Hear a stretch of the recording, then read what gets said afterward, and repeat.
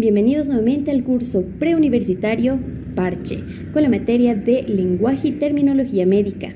Comenzamos con el tema número 2, la lingüística. Como siempre les habla la licenciada Karin Chavarría. Comencemos con una breve definición de lo que vendría a ser la lingüística. Como habíamos visto ya en el tema número 1, la mayoría de las palabras provienen del latín, en este caso del latín lingua, que significa lengua. Este término fue acuñado por el lingüista Ferdinand de Saussure, quien es considerado el padre de la lingüística. Al ser de origen francés, él acuñó la palabra linguistique, que traducido al castellano es lingüística. ¿Qué es la lingüística? Es el estudio científico del origen, evolución y estructura del lenguaje para poder deducir las leyes que rigen las lenguas, es decir, que es la ciencia que nos trata de explicar por qué y de qué origen vienen las palabras y cómo éstas están estructuradas para enviar mensajes. Esta lingüística se aplica a todas las lenguas del mundo. Estudia también las estructuras fundamentales del lenguaje humano, los sujetos, verbos, predicados, su uso, su posición y demás, sus variaciones a través de las familias de lenguas. Por ejemplo, habíamos visto que algunas lenguas provienen del latín, entonces cómo varían de otras lenguas de otro origen, y las condiciones que hacen posible la comprensión y la comunicación por medio de la lengua natural, es decir, cómo utilizamos estas lenguas para poder comunicarnos. Para hablar de la lingüística, primero tenemos que hacer la denominación o conocer qué es el signo lingüístico. Tal vez es la primera vez que ustedes escuchan este término, pero es la base de todos los lenguajes y no es nada más que las palabras. Es el término científico para las palabras. Estos signos lingüísticos son la unidad mínima de la comunicación verbal, es decir, que es la unidad más pequeña que vamos a encontrar en todos los lenguajes. Es parte de un sistema social y psíquico de comunicación entre los seres humanos conocido como lenguaje. ¿Por qué es un sistema social y psíquico? Porque para que una palabra sea entendida, un gran número de hablantes tiene que tener conocimiento del significado de la misma. Si yo te digo, pásame el bolígrafo, pero tú no tienes conocimiento del castellano, no entenderás qué objeto debes acercarme. Entonces, si ambos tenemos conocimiento del significado y de su uso, podremos tener una comunicación. Este signo lingüístico sustituye las cosas de la realidad por signos que las representan. Todo lo que nos rodea, ya sea físico o no, tiene un nombre. Este nombre son las palabras, es decir, el signo lingüístico. ¿A qué me refiero con que son cosas tangibles e intangibles? Porque yo le puedo dar el nombre a un objeto, por ejemplo, silla, vaso, mesa y demás. Entonces, cada objeto que nos rodea tiene su nombre y este nombre es el signo lingüístico. Pero no solamente los objetos que podemos ver, también los sentimientos y emociones como el amor, el cariño, tienen esa denominación de signo lingüístico. El signo lingüístico también es parte de la cadena hablada en la que un signo sucede a otro organizados mediante la sintaxis, es decir, que cuando nosotros hablamos, cada palabra tiene su lugar y posición para ser comprendidos por los hablantes. Y de esta posición, de esta estructura, es que se encarga la sintaxis, que más adelante vamos a ver su denominación. ¿Qué elementos posee el signo lingüístico? Todos los signos lingüísticos poseen estos elementos. Podemos mencionar que estos han sido estudiados por Ferdinand de Saussure, que ya les había mencionado, y también Charles Sanders Peirce. Ambos han creado este término, pero uno le agrega una que otra parte extra. Es por eso que ambos, podríamos decir, son coautores o co-creadores de los elementos que tiene el signo lingüístico. Podemos mencionar el libro Curso de Lingüística General, porque es la primera vez que se ha utilizado este término. Este libro, que se denomina Curso de Lingüística General, ha sido escrito por Ferdinand de Saussure, pero ha sido publicado por sus pupilos, dado que él falleció antes de publicar todos sus apuntes, mientras que sus pupilos, al momento en el que él falleció, publicaron este Curso de Lingüística General de manera póstuma. Dentro de los elementos que nosotros podemos mencionar, tenemos primero el significado y el significante. Son los dos elementos básicos que forman el signo lingüístico. El significado es la idea que nosotros tenemos de ese elemento que queremos representar. Es la parte material del signo, aquella que aporta la forma y es reconocible mediante los sentidos. Es decir, cuando yo te menciono la palabra gato, ¿qué idea se te viene a la cabeza? Un animal de 4 patas que tiene orejas, nariz y demás. Esas características, esa idea que tú tienes de la palabra que se ha mencionado del signo lingüístico es el significado: animal, felino, doméstico. Tenemos el significante, que es la parte inmaterial, es decir, no podemos tocarla. También es mental, social y abstracta del signo lingüístico, que forma parte de lo contemplado comunitariamente en la lengua, es decir, qué letras, qué fonemas nosotros utilizamos para representar este objeto de la realidad. En este caso, el significado son las letras, el significante, son las letras y los sonidos que juntos vienen a formar el signo lingüístico. Ambos son imprescindibles para que podamos tener el signo lingüístico. También tenemos la realidad, es decir, el objeto al que representa. En este caso, el representamen se llama así a lo que se encuentra en lugar del objeto real, es decir, eso que se halla representando a la cosa. Una palabra, un dibujo, esas son las formas del representamen, lo que nosotros podemos utilizar para representar a la realidad. ¿Qué es el objeto? El objeto real que nosotros podemos tocar, la mascota que tenemos en casa o los gatos que vemos en el tejado. Y una parte muy importante dentro del signo lingüístico es el interpretante. Todo signo lingüístico, para que pueda ser comprendido, necesita una persona que lo interprete. Si yo les digo la palabra perro, gato, árbol, ustedes automáticamente en la cabeza ya se hicieron una idea de lo que significan, cómo se escribe y cómo se pronuncia esa palabra.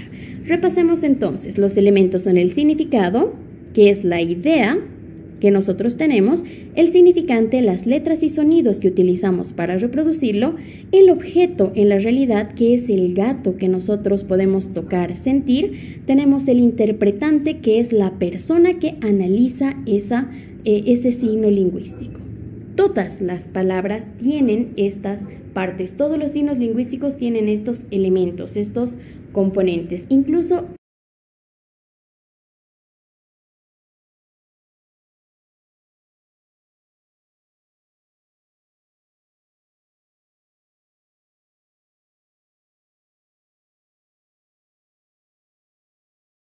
los sentimientos tienen esa denominación. Cuando yo digo amor, ¿qué idea se les viene a la mente? Cariño, tal vez el sentimiento hacia alguien. Entonces, ¿cuál es el significante? Las letras A, M, O, R. Ahora, cuando tenemos el objeto, podemos referirnos a acciones, por ejemplo, cuando alguien te da un regalo, cuando alguien es bueno contigo. Entonces, todas las palabras, todos los signos lingüísticos deben tener estos elementos. ¿Qué características tiene este signo lingüístico? Características acuñadas por Ferdinand de Saussure. La primera es la arbitrariedad. Esta característica nos dice que no hay una relación de semejanza entre los sonidos que componen una palabra y su significado completo. Por ejemplo, si yo digo la palabra cielo, el cielo no emite ningún sonido, entonces no hay esa relación, no hay esa similitud. Es decir, que en algún momento de la historia una persona acuñó la palabra cielo o miró al cielo y dijo, muy bien, a este objeto en general yo le voy a dar esta denominación. Eso ocurre con todos los signos lingüísticos en cualquier idioma. Tenemos otras dos características que son contrarias. Primero tenemos la mutabilidad. Esta nos quiere decir que el signo lingüístico puede cambiar y adquirir nuevos sentidos a lo largo del tiempo. Esto es muy importante. Cuando hablamos de mutabilidad, hablamos de cambio. Como habíamos visto en el latín vulgar, nosotros teníamos un grupo de palabras que a lo largo de las invasiones y de la influencia de otros idiomas han ido cambiando. Es decir, que a lo largo del tiempo hemos cambiado, por ejemplo, la palabra pectus ha evolucionado hasta pecho, es decir, que el signo lingüístico cambia a través del tiempo. Pero hay otra característica contraria, que es la inmutabilidad. Esta característica nos dice que el signo lingüístico tiende a permanecer intercambiante en un momento específico.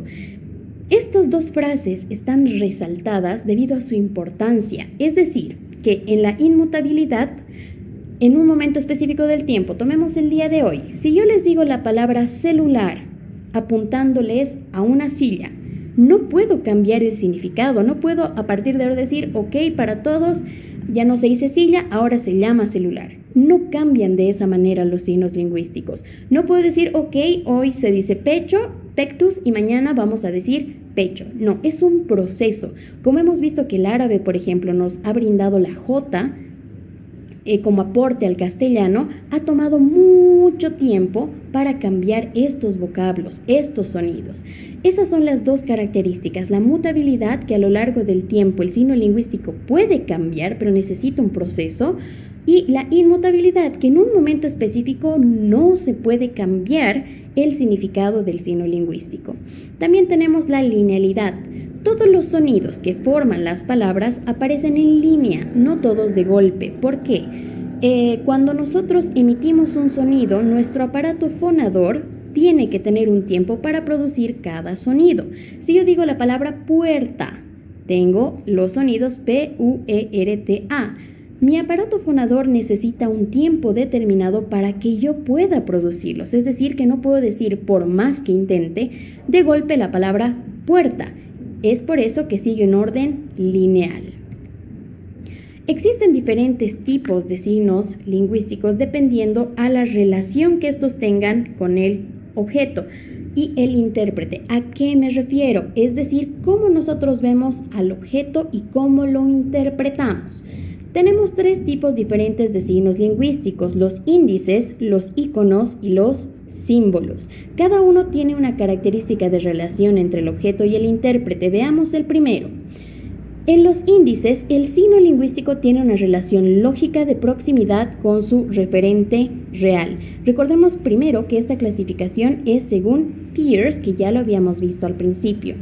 En este caso, por ejemplo, si yo veo las huellas de un animal, ¿qué representa? Representa que un animal ha estado en ese lugar. Entonces es un indicio de algo que ha ocurrido. Si yo veo las nubes en el cielo, por ejemplo, muchas nubes, es un indicio ¿de qué? De que va a haber lluvia. Entonces hay esa relación lógica entre el objeto y la persona que lo interpreta. Los índices se caracterizan por tener esa proximidad con la realidad. Si vemos, por ejemplo, estas huellas, representan a las patas de los animales. Entonces, me da esa idea lógica de relación. También tenemos los iconos que se asemejan a lo que representan y tiene un parecido. Si nosotros vemos este icono, por ejemplo, de la bicicleta, si vemos este icono en una carretera, quiere decir que los ciclistas están permitidos de pasar. Entonces, esta relación icónica es muy similar al objeto de su realidad. Si vemos cualquier icono en la calle, por ejemplo, el signo de los niños al cruzar una escuela, quiere decir que es zona escolar, que, por ejemplo, si tú estás manejando el auto, tienes que bajar la velocidad porque pueden haber niños desprevenidos cerca. Y los símbolos no tienen una relación con el objeto al que representan. Esta tiene una relación cultural arbitraria entre el objeto y el referente, es decir, que no está relacionado con el objeto que representan. Si yo les muestro este símbolo, por ejemplo, ¿qué idea se les viene a la cabeza? No de una balanza o de peso o de un kilo, no. La idea que se nos viene a la mente es de justicia. Simboliza la justicia debido a que la balanza, cuando es igualitaria, no se inclina ni para un lado ni para el otro. Entonces, por eso nos dice que es cultural y social, porque en un momento determinado de la historia alguien dijo que como la justicia tiene que ser igualitaria para todos, ¿cuál objeto de la realidad representaría esa igualdad más que la balanza? Entonces, según esa determinación cultural, se ha denominado la balanza como un símbolo de justicia. También tenemos otros símbolos como la paloma. La paloma denomina a la paz, no denomina a los animales, a las aves ni nada. Por eso justo en las Naciones Unidas se utiliza a la paloma también como el símbolo de paz y tranquilidad. Esto vendría a ser todo el resumen del tema número 2, la lingüística.